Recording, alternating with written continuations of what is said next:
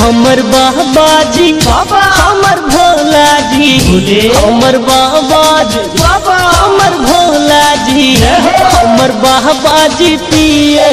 बहुते दम पे चिलम में बाबा दम पे चिलम दम पे चिलम में भोले दम पे चिलम भोले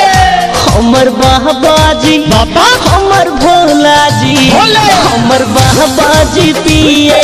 बहुते कम दम पे चिलम में बाबा दम पे चिलम।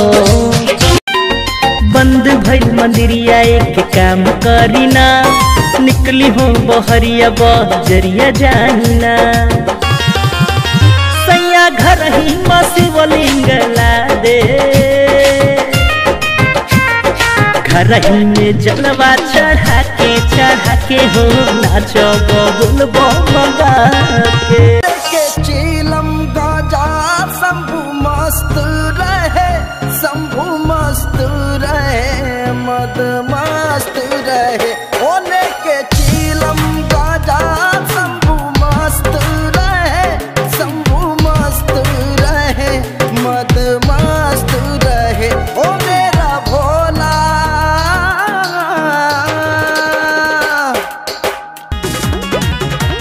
माखन मलाई गर हम कन भाई मानी मोरा बात भोला ऐसे न सताई ए गौरा मान जाना ना हम न मानो माखन मलाई गर हम कन भाई मानी मोरा बात भोला ऐसे न सताई तनी भंगिया के गोला लेके आई ए भोला भंगिया न हमसे पिसाई एगो मुक्सरे भोला जी मंगाई ए भोला भंगिया न हमसे पिसाई एगो मुक्सरे भोला जी मंगाई मिक्सर चाहिए तब का जी खुद ही नाच नाच डमरू बजावे देहिया पे अपने भसम लगावे चला आनंद अमर सोनू के संग चला राज राजीव आकाश के संग प्रशांत के संग दम पे चिलम में बाबा दम पे